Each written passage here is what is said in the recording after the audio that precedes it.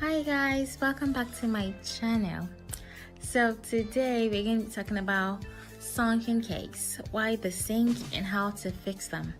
And at the same time I'm going to be showing you guys how to ganache the cake and still get really sharp edges even though they were sunken.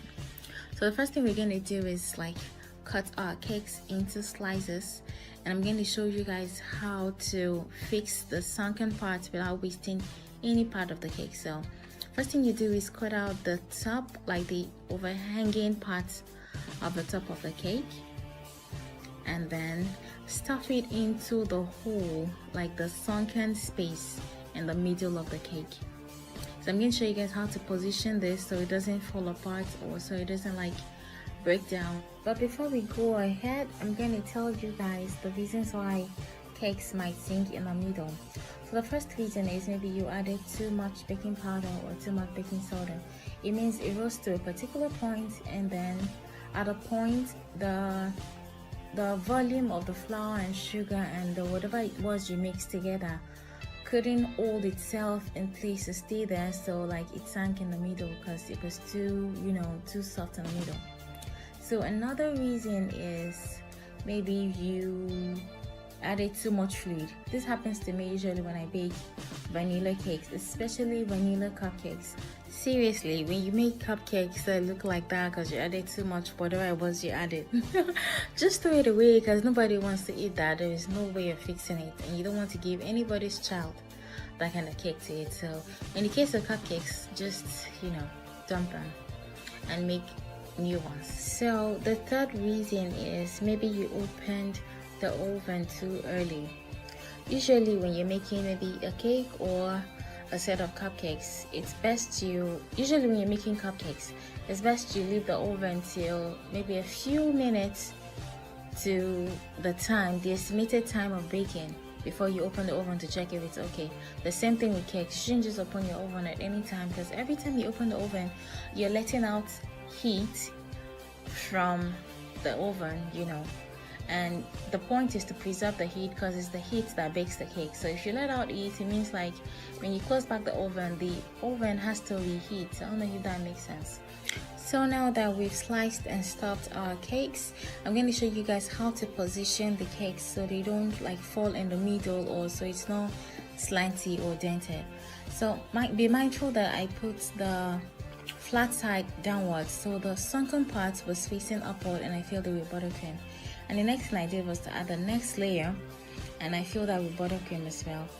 The next layer I'm going to add right now is also the sunken part, which means the under is sunken, and I turned it upside down. Do you understand? That way the buttercream you put on the layer beneath it would fill that spot and not let your cake sink. Does that make sense?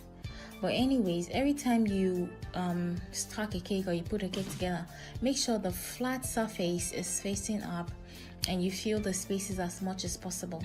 So right now, look at that sunken part. We're going to fill it with buttercream.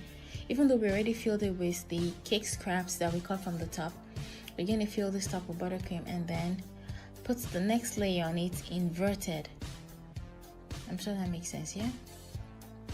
Okay, so like that. So look at that sunken layer as well. I'm going to put it on top inverted. I'm going to turn it upside down. That way the buttercream in this layer is going to fill that space. Yes, that's what we're doing. So right now I'm going to show you guys how to ganache the cake. Usually I like to ganache my cakes in 5 parts. This is the first part. The first part is I pour some ganache on top of it, and then I smoothen it around, and then I'm going to pour another layer that is going to get to the bottom of the cake.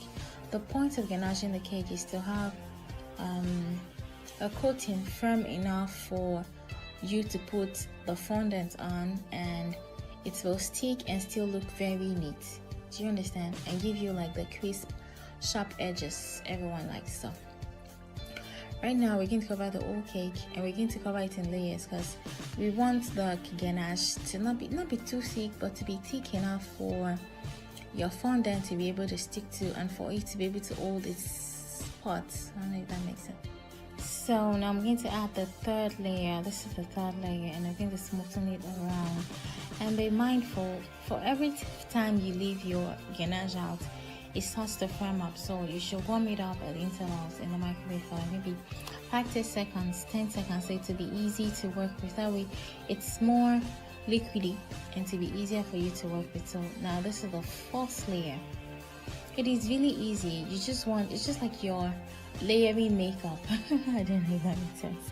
You're going to put the first layer of foundation, especially if you have maybe problematic spots on your face. The first layer of foundation, allow that to firm up and then apply another one. That's exactly the same thing we're doing here.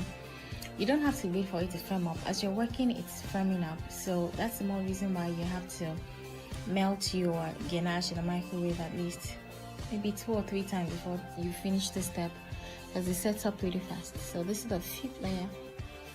So this is basically just sealing everything and for it to be smooth and nice.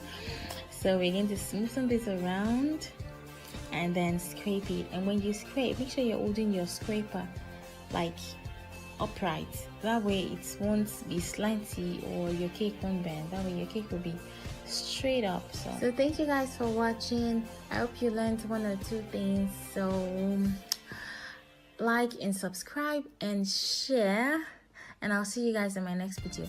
Anywho's, those 2 cakes finally became this cake, this secret cake, and this forex cake.